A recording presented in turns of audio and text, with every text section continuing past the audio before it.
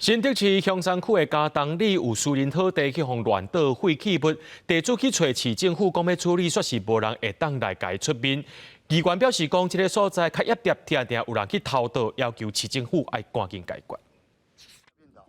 看到家己的土地，互人乌白拼本色，心肝内已经真艰苦，想袂到去向新竹市环保局反映，地方政府选拢无派人到现场协助处理，互地主愈想愈气。非常的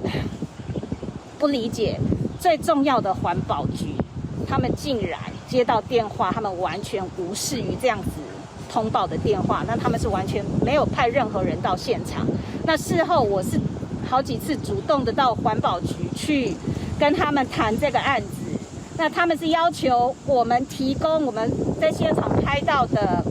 照片或者是影像给他们，让他们来开罚。新竹市香山区最近传出一寡地区，互人恶意偷盗大量的废弃物，内底有土角、门头、泰路等等的装潢废弃物。当地议员指出，香山因为地点较偏僻，不时拢会传出互人偷盗废弃物的代志发生，要求环保单位要重视。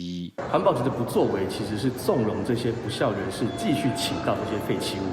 除了嘉东里之外，香山的内湖、大湖还有中南岸一带，也已经成为不孝业者倾倒废弃物的天堂。召集了各局处，然后到现场进行稽查，然后收集了一些现场的资料，去